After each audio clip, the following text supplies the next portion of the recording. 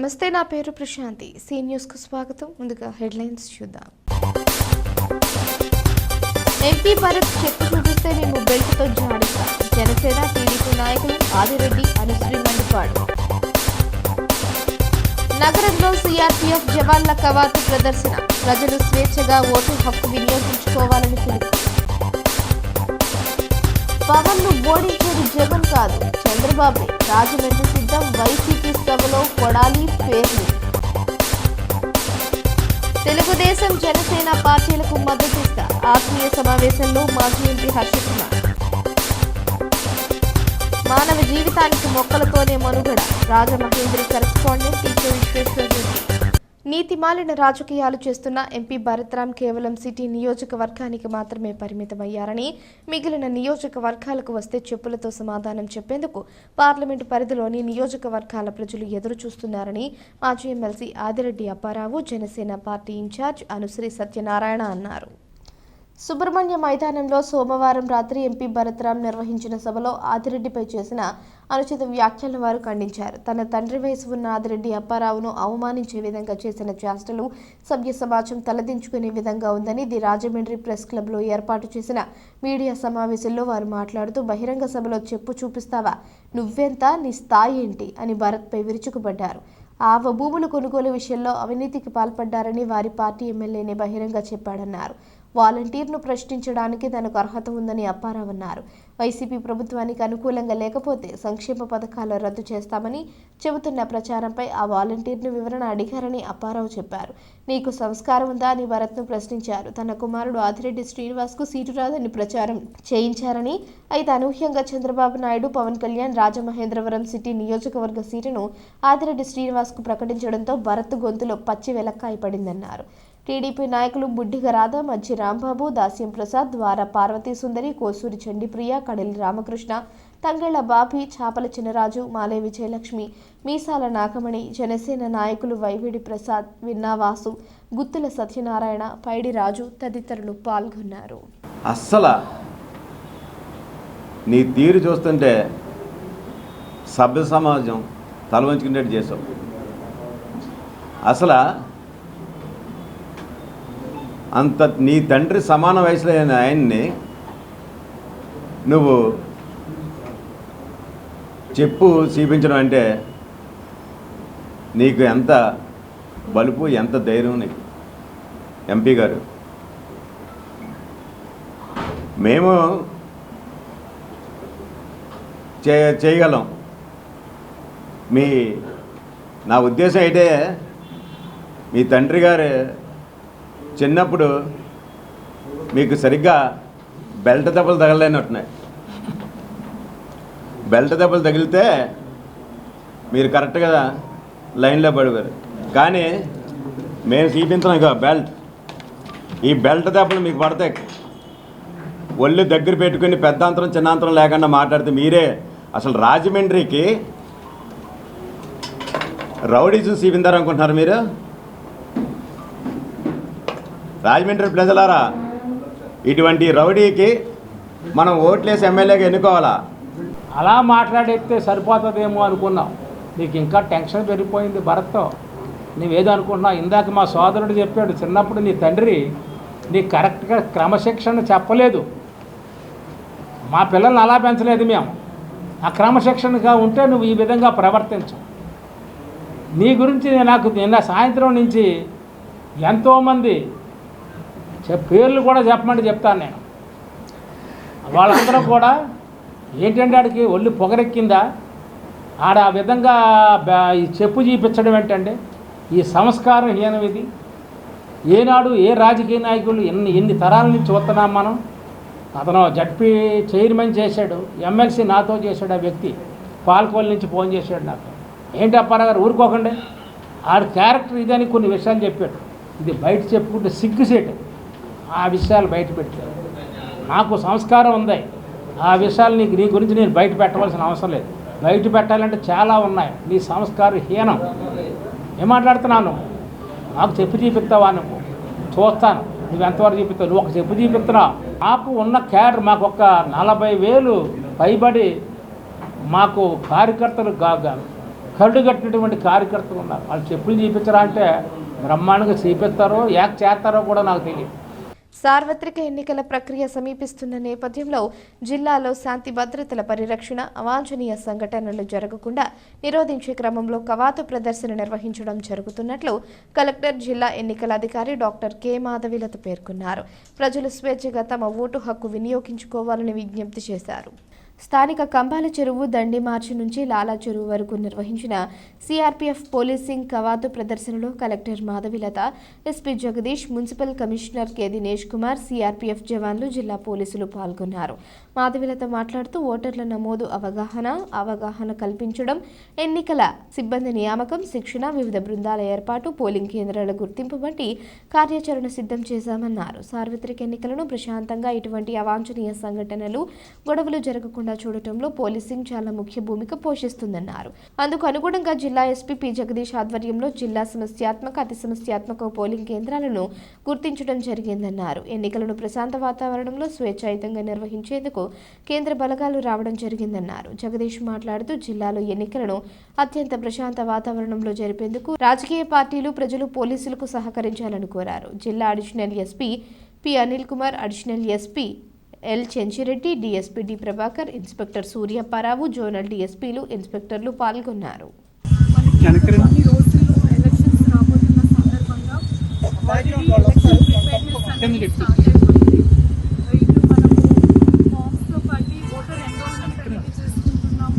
Polling స్టేషన్స్ని సిద్ధం చేస్తున్నాము, polling personnel సిద్ధం చేస్తున్నాము, ఎలక్షన్స్కి మొత్తం కూడా రెడీనెస్ జరుగుతుంది.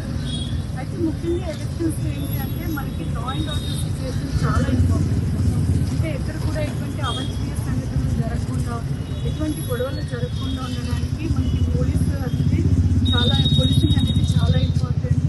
ఇది ఎస్పీ గారి ఆధ్వర్యంలో మనం వల్నరబుల్ ఏరియాస్, క్రిటికల్ ఏరియాస్ ఇవన్నీ కూడా ఎక్కడెక్కడ సమస్యాత్మక పోలింగ్ స్టేషన్స్ ఉన్నాయని కూడా ఐడెంటిఫై చేస్తాము. రాష్ట్రాన్ని చేజిక్కించుకునేందుకు నక్కజిత్తుల చంద్రబాబు రకరకాల నాటకాలు ఆడుతున్నాడని, ఆఖరికి తనతో నడిచే జనసేన పార్టీకి కూడా వెన్నుపోటు పొడవడానికి సిద్ధపడుతున్నాడని మాజీ మంత్రి, గుడివాడ ఎమ్మెల్యే కొడాలి నాని సంచలన వ్యాఖ్యలు చేశారు. ఎంపీ భరత్రామ్ ఆధ్వర్యంలో జరిగిన సిద్ధం సభలో ఆయన మాట్లాడారు. సుబ్రహ్మణ్య మైదానంలో సిటీ నియోజకవర్గ వైఎస్ఆర్ కాంగ్రెస్ పార్టీ ఆధ్వర్యంలో రాజమండ్రి సిద్ధం పేరిట ఎంపీ, సిటీ నియోజకవర్గ వైసీపీ ఇన్ఛార్జ్ మార్గాని భరత్రామ్ అధ్యక్షత సభ జరిగింది. ముఖ్య అతిథులుగా మాజీ మంత్రులు, మచిలీపట్నం ఎమ్మెల్యే పేర్ని నాని, గుడివాడ ఎమ్మెల్యే కొడాలి నాని హాజరయ్యారు. కొడాలి మాట్లాడుతూ పవన్ను చంద్రబాబు ఓడిస్తారని, మరోవైపు తమ పార్టీకి తక్కువ సీట్లు ఇచ్చారనే అసంతృప్తితో రగిలిపోతున్న జన సైనికులు చంద్రబాబుకు వ్యతిరేకంగా పనిచేసి టీడీపీని, చంద్రబాబును ఓడించడం ఖాయమన్నారు. పేర్ని మాట్లాడుతూ దేశంలో ఏ రాష్ట్రంలో జరగనంత అభివృద్ధి, సంక్షేమం ఒక్క ఆంధ్రప్రదేశ్లోనే జరిగిందంటే ఈ ఘనత జగన్మోహన్ రెడ్డిదన్నారు. ఈ 5 ఏళ్లలో పేదల బ్యాంకు ఖాతాల్లో 2.55 లక్షల కోట్లు జగనన్న నేరుగా బటన్ నొక్కి వేశారని, చంద్రబాబు ఎప్పుడైనా వేశాడా అని ప్రశ్నించారు. భరత్ మాట్లాడుతూ దగాకోరు, అబద్ధాల కోరు చంద్రబాబుకు ఎన్నికలలో తగిన బుద్ధి చెప్పాలని పిలుపునిచ్చారు. ఒక మహిళా వాలంటీర్కు ఫోన్ చేసి బెదిరించిన టీడీపీ నేత, మాజీ ఎమ్మెల్సీ ఆదిరెడ్డి అప్పారావుపై వైసీపీ నేతలు ఎంపీ భరత్, మాజీ మంత్రి కొడాలి నాని మండిపడ్డారు. వాలంటీర్లు నా తోబుట్టువులతో సమానమని, పార్టీ కార్యకర్తలు వాలంటీర్లను కానీ పల్లెత్తు మాట అన్న సహించేది లేదని భరత్ స్ట్రాంగ్ వార్నింగ్ ఇచ్చారు. RUDA chairman Routhu Suryaprakasarao, BCJAC chairman Margani Nageswararao, రాష్ట్ర house committee chairman BS Ghouse, లాజం party observer Ravipati Ramachandrarao, YCP నగర అధ్యక్షుడు అడపా శ్రీహరి తదితరులు పాల్గొన్నారు. ఒక వాలంటీర్ చెల్లమ్మని ఏ రకంగా దూషించాడో ఈ యొక్క తెలుగుదేశం పార్టీ మాజీ ఎమ్మెల్సీ ఆదిరెడ్డి అప్పారావు, ఆ యొక్క వీడియో ఉందా, ఆడియో ఉందా, ఆడియో రెడీనా? ఏ రకంగా దూషించాడో, ఎంత ఖండకావరమో, ఎంత బలుపో ఒకసారి చూద్దాం. ఆయన ఏ రకంగా ఆ వాలంటీర్ని లైఫ్ థ్రెట్ చేశాడు, అతని పైన కేసులు కట్టాల, ఆయన బెదిరించాడు. నేనేం చేయలేను, మా కార్యకర్తలను వదిలేస్తే నువ్వు ఏమైపోతావో తెలీదు అని బెదిరించాడు. ఒక్కసారి ఆ వీడియో ప్లే చేయండి, ఆన్ చేయమ్మా ఒకసారి. హలో, సైలెంట్ గా వినండి. ఎవరండి?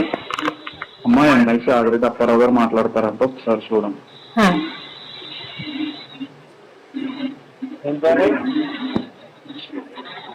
అమ్మా ఈశ్వరి సార్ నమస్తే అండి, చెప్పండి సార్. ఏంటి వాలంటీర్లు అందరూ ఇంకా మా మైండ్ సెట్ మారలేనట్టు ఉంటాయా?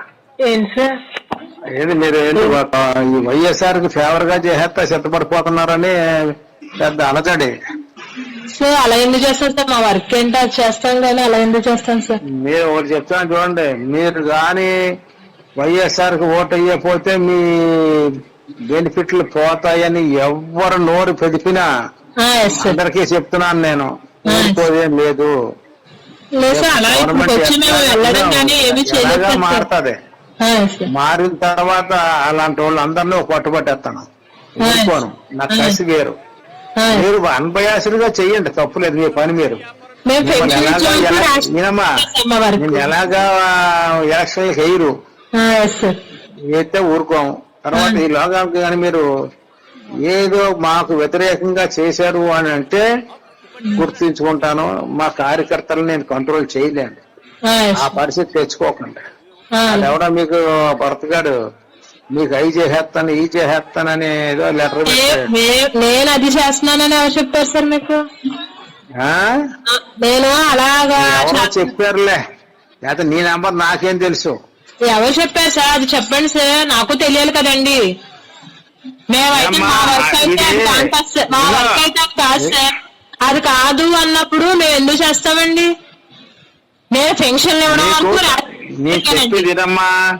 నాకు ఏదో ఇన్ఫర్మేషన్ వచ్చింది, అది it is right are not అనేది నేను అడిగాను. కాదంటే వెళ్ళండి కొట్టు, కానీ మాకు రుజువులు దొరికితే మాత్రం నాట్ బ్యాడ్. ఆ తర్వాత ఏం చెయ్యాలో చేస్తాను నేను, వదిలిపెట్టను, ఎవరిని వదిలిపెట్టను నేను. తీసుకోండి, ఓకేనా? ఓకే అండి, తప్పకుండా. మరి ఇలాంటి వ్యక్తిని మన వాలంటీర్ చెల్లెమ్మని ఇలా బెదిరిస్తే అలాంటి వాడిని ఏం చేయాలండి? అలాంటి వాడిని ఏం చేయాలి? చెప్పు తీద్దామా? తీద్దామా? ఇవాళ నేను చెప్తా ఉన్నా, నా వాలంటీర్ అక్క చెల్లెమ్మల్ని అన్న తమ్ముల్ని నేను నా సొంత తోబుట్టువుల్లా చూసుకుంటానని ఇవాళ ఈ వేదిక నుంచి మాట ఇస్తా ఉన్నా. జగన్మోహన్ రెడ్డి పేద మధ్యతరగతి వర్గాలకి పప్పు బెల్లాలు పంచినట్టుగా డబ్బులు పంచిపెడుతున్నాడు. ఇదా ప్రభుత్వం అంటే? డబ్బులు పంచిపెట్టమా పేదవాళ్ళకి ప్రభుత్వం అంటే? అభివృద్ధి కావాలని మాట్లాడుతూ వచ్చారు. ఓట్లు వచ్చేప్పటికీ ఇదే చంద్రబాబు నాయుడు, ఇదే దత్తపుత్రుడు కలిసి ఏం మాట్లాడుతున్నారు? జగన్మోహన్ రెడ్డి గారి కంటే కూడా మేము ఎక్కువగా డబ్బులు మీకు పంపిస్తాం. ఆర్టీసీ చెయ్యాపితే చాలు, బస్ ఎక్కి మీరు డబ్బులుగా ఇవ్వక్కర్లేదు, ఫ్రీగా వెళ్ళిపోవచ్చు. అంటే 5 ఏళ్లలో 2,55,000 కోట్ల రూపాయలు నేరుగా ప్రజలకు పంపిస్తే, పంపిస్తున్నప్పుడు రాష్ట్రం దివాళా తీస్తుందన్న వాళ్ళు ఇవాళ చంద్రబాబు నాయుడు ఇచ్చేటువంటి 6 హామీలు ఇంటింటికి పాంప్లెట్ ఇస్తున్నారు. మీ ఇంటికి కూడా వచ్చి ఉంటుంది. తెలుగుదేశం పార్టీ కార్యకర్తలకు పాంప్లెట్ తీసుకొచ్చి 6 షూరిటీలని మాట్లాడుతున్నారు. 6 షూరిటీలు విలువ సుమారుగా 5 ఏళ్లలో వాళ్ళు ఖర్చు పెట్టాల్సినటువంటి డబ్బులు 10 లక్షల కోట్ల రూపాయలు. అంటే 2,55,000 కోట్లకే ఈ రకమైన పరిస్థితి వస్తే వీళ్ళు ఇచ్చే హామీలు నిజంగా అమలవుతాయా? ఈ రాజమండ్రి దాదాపు ప్రతి 2 నెలలకి 3 నెలలకి ఈ పాత హైవే ఈ రోడ్డు ఉండేది, మెయిన్ రోడ్డు లాలాచేరు వెళ్ళేటువంటి కొవ్వూరు మీదగా కాకుండా ఇటు తాడేపల్లిగూడ మీద తణుకు మీదకి వచ్చేటువంటి రోడ్డు. నేను వైజాగ్ రెగ్యులర్గా తిరగటం, రాజమండ్రి లాగటం నాకు దాదాపు 25 సంవత్సరాల నుంచి ఈ రాజమండ్రి పట్టణం తెలుసు. కనీ విని ఎరగనటువంటి డెవలప్మెంట్ ఈ 5 సంవత్సరాల్లో రాజమండ్రి పట్టణం కనపడుతుంది. ఫ్లైఓవర్లు కావచ్చు, రైల్వే స్టేషన్ కావచ్చు, ఇక్కడ ఉన్నటువంటి ఈ కంబాల చెరువు కావచ్చు, ఈ మైదానం కావచ్చు, డివైడర్లు కావచ్చు, రోడ్లు కావచ్చు, ఫ్లైఓవర్లు కావచ్చు, ఈ రాజమండ్రి పట్టణంలో ఉన్నటువంటి కొత్తగా నిర్మాణం చేసినటువంటి మెడికల్ కాలేజీ కావచ్చు, అనేక సామాజిక వర్గాలకు కేటాయించినటువంటి కమ్యూనిటీ హాల్స్ కావచ్చు, ఇక్కడ ఉన్నటువంటి 25,000 మంది నిరుపేదలకి ఇళ్ళు పట్టాలు ఇవ్వాలన్నటువంటి దృఢ సంకల్పంతో ముఖ్యమంత్రి గారితో మాట్లాడి ఆ పట్టాలు ఇచ్చేటువంటి కార్యక్రమం కావచ్చు, ఒక ప్రజాప్రతినిధి తన ప్రాంతాన్ని అభివృద్ధి చేసుకోవాలన్నటువంటి చిత్తశుద్ధితో పనిచేస్తే ఆ ప్రాంతం ఏ రకంగా అభివృద్ధి చెందుతుందో మన ఎంపీ మార్గాన్ని భర్తను చూస్తే, ఈ రాజమండ్రిని చూస్తే అర్థమవుతుంది.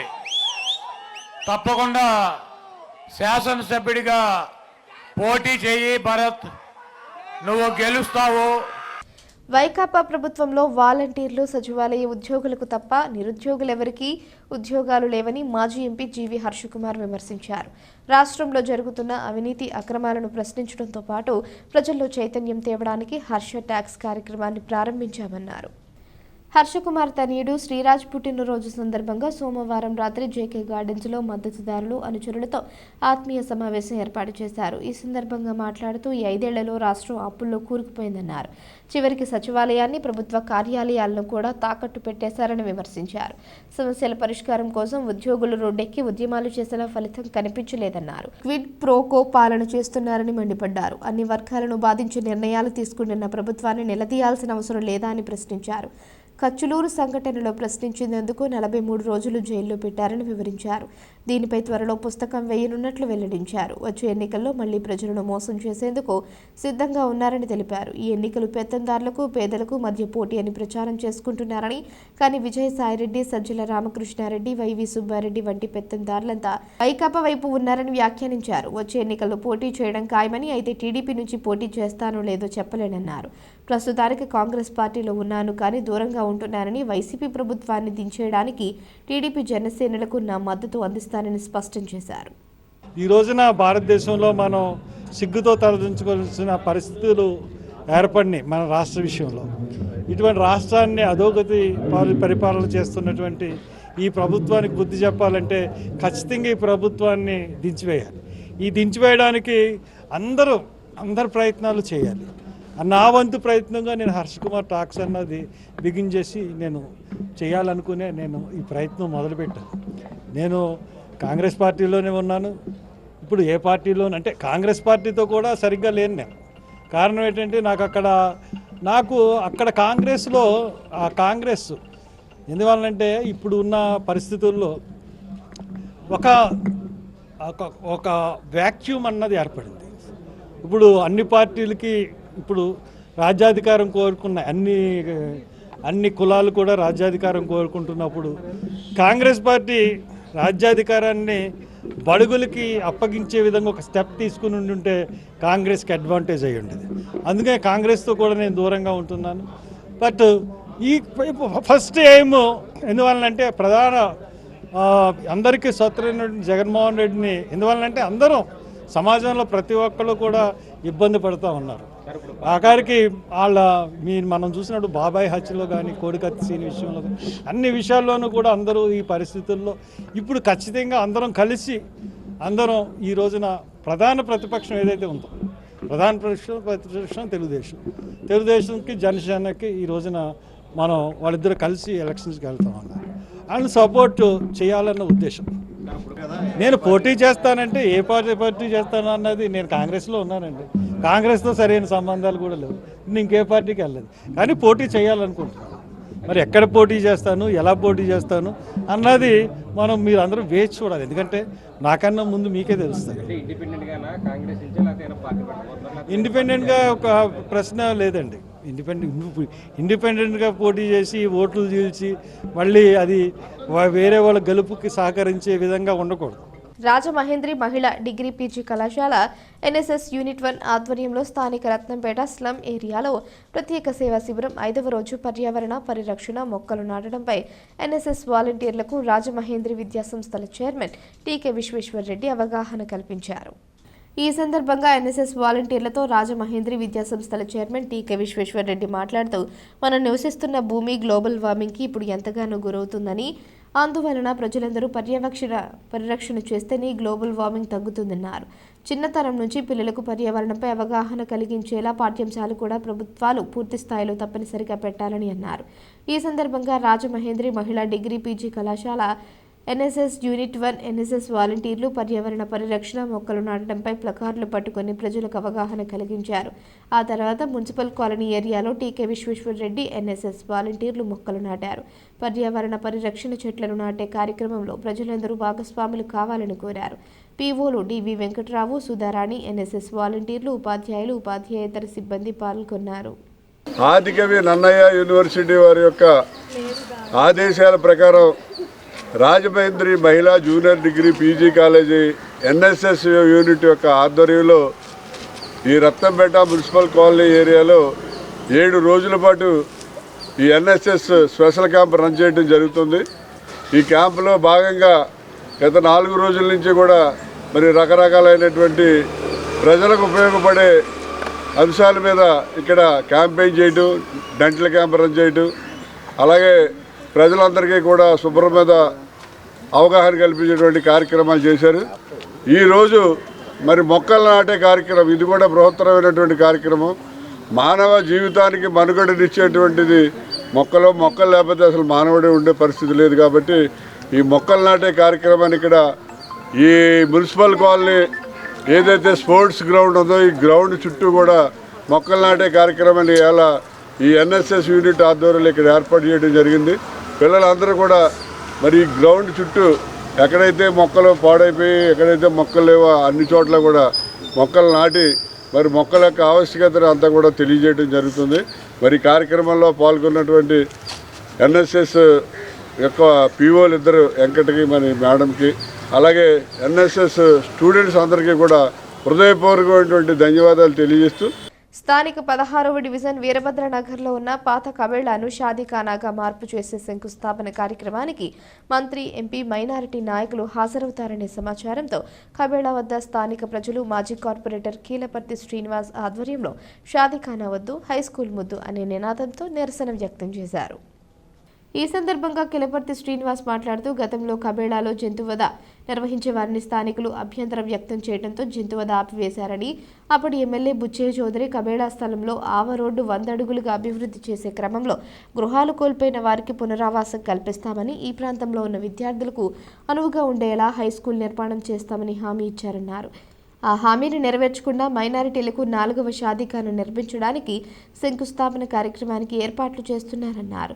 ఈ కార్యక్రమాన్ని అడ్డుకొని హైస్కూల్ నిర్మాణం చేయాలని కోరుతూ నిరసన వ్యక్తం చేశారు.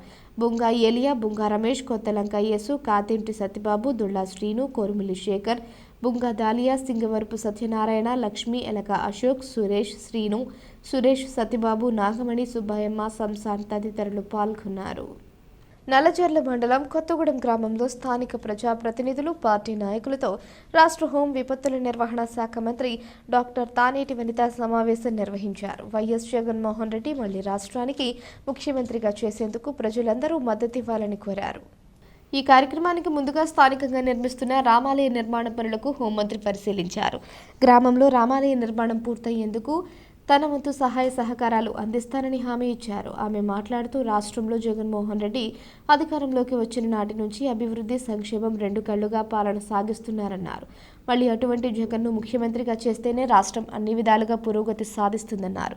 తాను ఎన్నికల్లో గోపాలపురం నియోజకవర్గం నుంచి ఎమ్మెల్యేగా బరిలోకి దిగుతున్నానని, ప్రజలందరూ ఓటు వేసి ఆశీర్వదించాలని విజ్ఞప్తి చేశారు.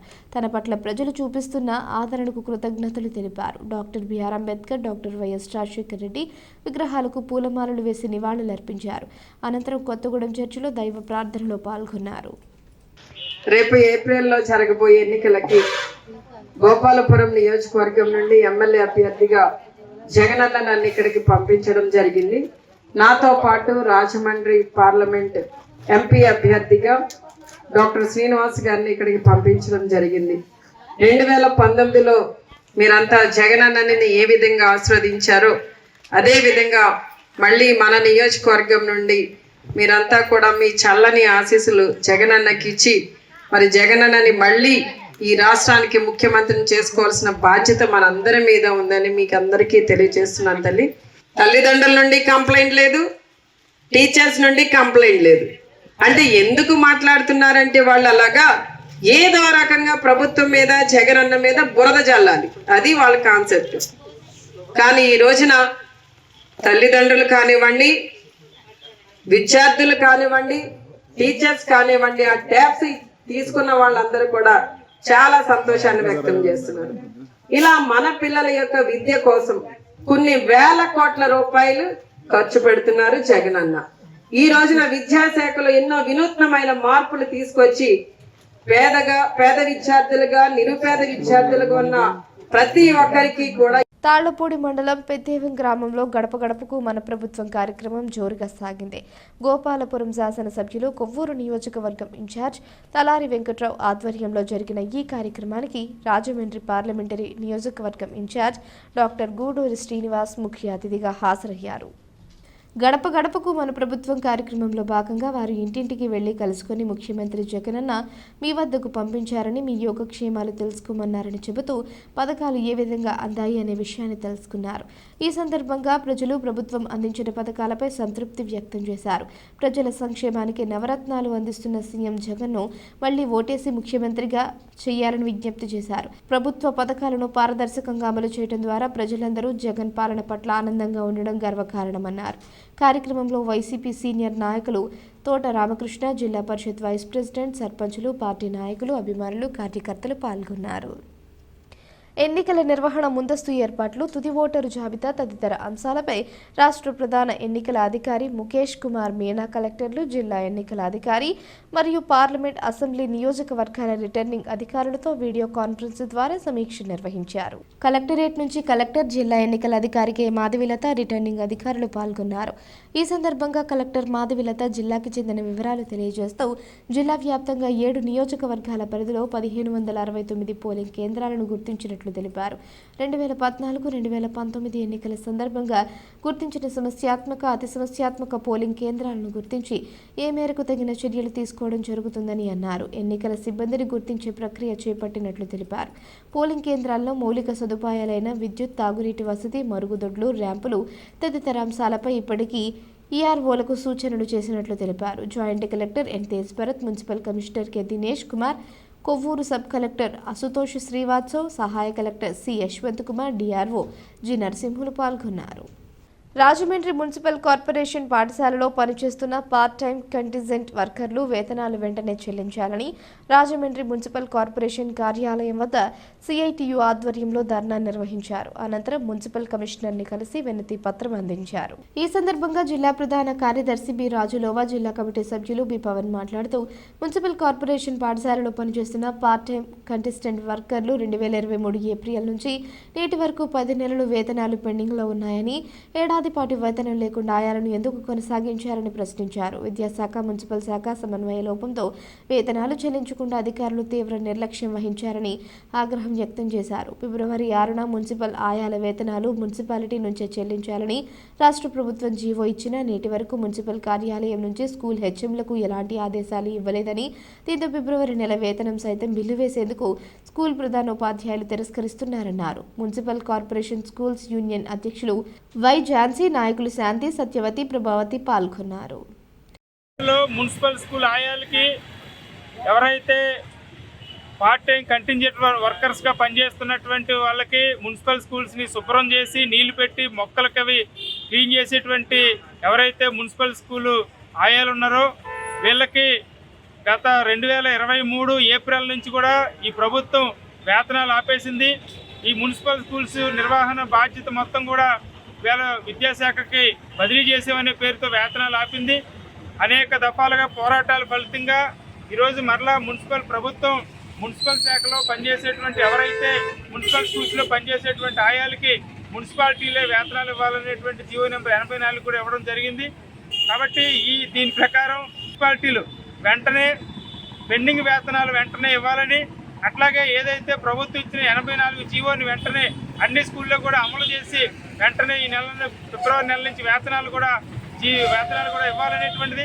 అట్లాగే 40 ఏళ్ళుగా పనిచేస్తున్నటువంటి ఈ ఎవరైతే ఆయాలు ఉన్నారో వీళ్ళకి కేవలం 4,000 మాత్రమే వేతనం ఇస్తూ ఉన్నారు.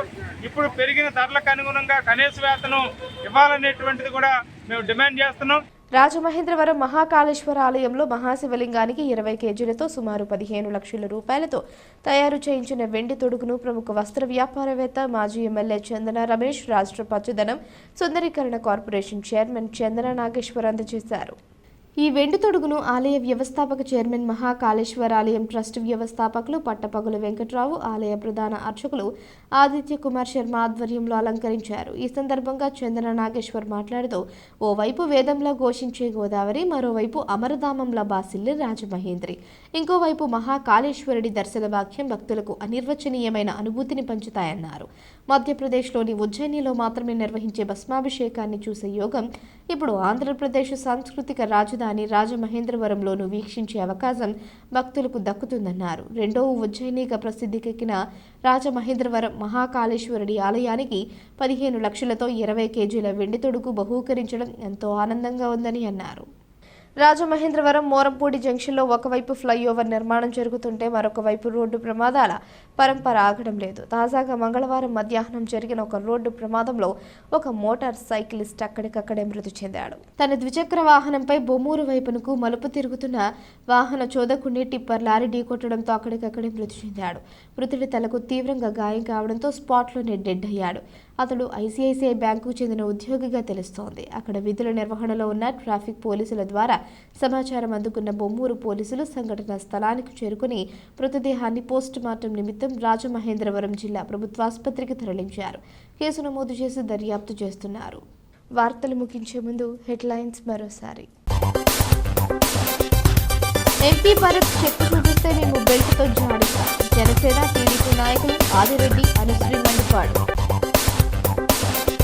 నగరంలో సిఆర్పీఎఫ్ జవాన్ల కవాతు ప్రదర్శన. ప్రజలు స్వేచ్ఛగా ఓటు హక్కు వినియోగించుకోవాలని పిలుపు. పవన్ ను ఓడించేది జగన్ కాదు, చంద్రబాబు. రాజమండ్రి సిద్ధం వైసీపీ సభలో కొడాలి పేర్లు. తెలుగుదేశం జనసేన పార్టీలకు మద్దతిస్తా. ఆత్మీయ సమావేశంలో మాజీ ఎంపీ హర్షకుమార్. మానవ జీవితానికి మొక్కలతోనే మనుగడ. రాజమహేంద్రి కరెస్పాండెంట్ టీకే విశ్వేశ్వరరెడ్డి. ఈ వార్తలు ఇంతటితో సమాప్తం. తిరిగి ప్రసారమయ్యే సీ న్యూస్లో మళ్ళీ కలుసుకుందాం. అంతవరకు సెలవు. నమస్కారం.